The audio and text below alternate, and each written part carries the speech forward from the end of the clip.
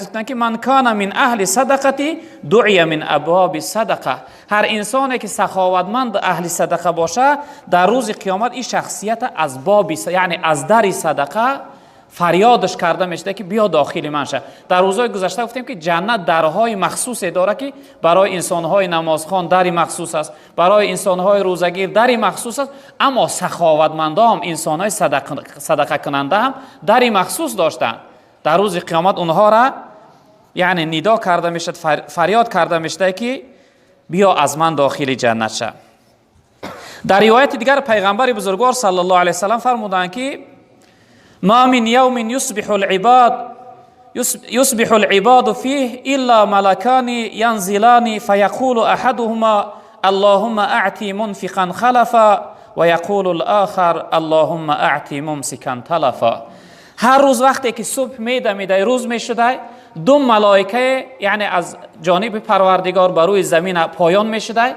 این ملائکه یکتش فریاد میکرده، دعا میکرده که اللهم اعطی منفقا خلفا، پروردگار انسانی که دارندگیش در راه تو میبخشه، صدقه میکنه، مالش زیاد بگردان، مالش پربرکت بگردان. دیگر میفته که اللهم اعطی ممسکا تلفا، پروردگار انسانی ممسک مالش تلف بتی، مالش ریز شد، یعنی مالش از او بگیر. حال مولانا هم یک مضمون هم یک جمله زیبا داره، میگه جناب پیامبر مصرعاش همین است که گفت پیغمبر دائم بحر پند، دو ملائک خوش منادی میکنند ای خدایا منفقان را ده خلف و ای خدایا ممسکان را ده تلف. دو ملائکه دعا میکردن، یکیش میگفت ای پروردگار انسانهای سخاوتمند مالشون از زیاد بگردان، دیگرش میگفت ای پروردگار انسانهایی که سخاوتمندی نمیکنن ممسکن مالشون تلف بده، دیگرش میگفت ای خدایا منفقان را سیر دار، هر درمشان را عوض ده 100,000. پروردگار انسانهایی که در راه تو مالشون میبخشن در هر درم در دنیا 100,000 شون بتی. دیگرش میگفت ای خدایا ممسکان را در جهان تو مده الا زیان اندر زیان. میگفت ای پروردگار انسان ممسک و بخیل غیر زیان دیگه چیز در دنیا نتیش، یعنی ممسکی و بخیلی این سبب بی برکتی میشه. این ملائکه دعا میکردن که ای پروردگار انسانی که دارندگیش در راه تو میبخشه مالش زیاد بگردان. دیگرش میگفت ای پروردگار انسانی که بخیلی و ممسکی میکنه مالش تلف بده. در روایت دیگر پیغمبر بزرگوار صلی الله علیه و سلم گفتند که این الصدقه لتطفئ غضب ربی، گفتن سخاوتمندی غضب پروردگار از بالای انسان دور میگردونه. غضب پروردگار یعنی پس میکنه، غضب خداوند خاموش میکنه. و تدفع میتة السوء، انسان یعنی از بد مردن، از حالت یعنی مرگی پر از مشقت و مرگی که سکراتش سخت است، از چنین مرگ انسان نجات میده. یعنی سخاوتمندی چنین با فایده های زیادی داشته. در حدیث قدسی رب العالمین گفته که خب یا ابن آدم، رب العالمین گفته که انفق یا ابن آدم انفق علیک، میگفته ای فرزند آدم در راه خدا ببخش تا اینکه برای تو هم بخشیده شود. یعنی وقتی انفاق کردی در راه خدا بخشیدی، خداوند تو را میتیه. وقتی در راه خدا، در بنده های خدا، در مسکین کم بغل ها دارندگی را اگر صرف کردی، پروردگار برای تو هم رزق زیاد میگردن، سبب یعنی زیادتی رزق میشود. در روایت دیگر پیغمبر بزرگوار صلی الله علیه و سلم امر کردند که ایها الناس افشوا السلام و اطعموا الطعام و صلوا باللیل و الناس نیام تدخلوا الجنة بالسلام. گفتن شما سلام در بین همدیگر تو آشکار کنه و طعام بدهی مردم، یعنی سخاوتمندی کنه، شبها بخیزه نماز بخونه در صورتی که مردم خواب هستند، شما از در سلام داخل جنت میشوید. یعنی کسی این سه خصلت داشته باشه، یعنی که در بین مردم سلام آشکار کنه و طعام دهنده باشه، یعنی بنده های خدا را سخاوتمندی کنه، طعام بخورانه و شبها نماز شب بخونه، این شخصیت جناب پیغمبر صلی الله علیه و سلم گفتند که از در سلام داخل جنت می شود. خب در روایت دیگر پیغمبر بزرگوار صلی الله علیه و سلم گفتند که کل امرئ فی ظل صدقه حتی یفصل بین الناس او قال یحکم بین الناس. گفتند تمامی مردم در روز قیامت در سایه سخاوتمندی صدقش حرکت میکنه. یعنی او سخاوتمندی و صدقه که امروز صدقه میکنی در روز قیامت یک پارچه ابر میشد است که یعنی در او گرمی های قیامت برای شما سایبانی میکرده، سایگی میکرده. با این خاطر انا پیغمبر بزرگوار صلی الله علیه و سلم گفتن که هر انسانی سخاوتمند یعنی که در روز قیامت در زیر سایه صدقه کردگیش حرکت میکنه.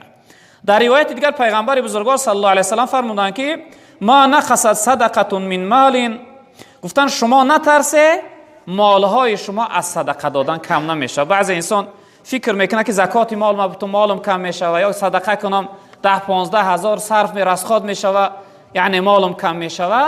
این همش وسواس شیطان. جای دیگر رب العالمین میگه استعذ بالله الشیطان یعیدکم الفقر و یأمرکم بالفحشاء والله یعیدکم مغفرة و فضلا. رب العالمین میگه که شیطان شما رو وعده میده که صدقه نکن که فکم بغل میشه، مالت از دستت میره و نیک امرت میکنه که برای فاحشه که بیرهگی کن. یا انسان زیناگر فاحشه میره 20,000 و 50,000 در راه گناه صرف میکنه زورش نمیآید، اما 10,000 اگر به خاطر خدا جبتی جانش میبره، هم سختش میرسه. و این خاطر رب العالمین میگه شیطان شما را وعدت و خبرت میکنه که صدقه نکن بغل میشه، نه که امرت میکنه برای چیکار فاحشگی گناه کن. پروردگار میگه پروردگار شما را امر میکنه چی؟ والله یعیدکم مغفرة و فضل. خداوند وعده میکنه در برابر سخاوتمندیت مغفرتت میکنم، گناهات میبخشم و فضل زیادتی در برکت یعنی زیادتی در مالت میارم، مال تا زیاد میگردم. رب العالمین گفته. در روایت دیگر جناب پیغمبر صلی الله علیه و سلم گفتند که تصدقوا فانه یأتی علیکم زمان یمشی الرجل بصدقته فلا یجد من یقبلها. جناب پیغمبر صلی الله علیه و سلم گفتند که امروز شما صدقه کنه، چون که روز میرسه که اون مال در دستت نزد یک انسان میروی میخواهی میگه که این صدقه من قبول که او شخصیت قبولش نمیکنه.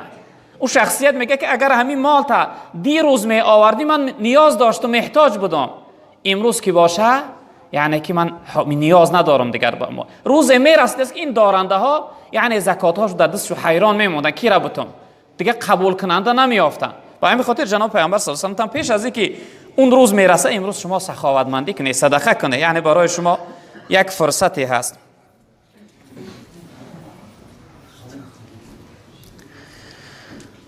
در روایت دیگر جناب پیغمبر صلی الله علیه و سلم گفته که تصدقوا و داووا مرضاکم بالصدقه. گفتن شما صدقه کنید و طبابت کنید، دوا ببخشه بیماری هاتون با صدقه. یعنی سخاوتمندی با سبب دوای بیماری ها میشه و طبابت میشه برای انسان.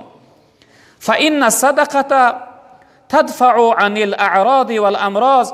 جناب پیغمبر گفتن زیرا اینکه صدقه از بالای شما یعنی بی آبروگی و بیماری را دور میکنه، خاری را از بالای شما دور میکنه. و هی زیادتون فی اعمارکم و حسناتکم. گفتن سخاوتمندی سبب زیاد شدن و پربرکت شدن عمرهای شما میشوه و سبب خوبی و خوشی حیات شما میشوه.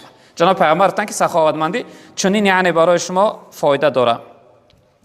در روایت دیگر پیغمبر بزرگوار صلی الله علیه و سلم گفتن که الید العلیا خیر من ید السفلی. گفتن دستی دهنده از دستی گیرنده بهتر است. یعنی انسانی که صدقه میبخشه از اون انسانی که صدقه را قبول میکنه او بخشنده را بهتر است براش، چون که ثواب میگیره، اجر میگیره، پاداش قیامتش میشوه. در روایت دیگر پیغمبر بزرگوار صلی الله علیه و سلم برای سخاوتمندی گفتن که الصدقه تسد 70 بابا من الشر. گفتن سخاوتمندی 70 دری بدی ها را در روی انسان محکم میگردونه، پوشانده میگردونه. یعنی 70 بدی را یعنی ضرر و زیان و ناراحتی را از حیات انسان سخاوتمندی دور میکنه.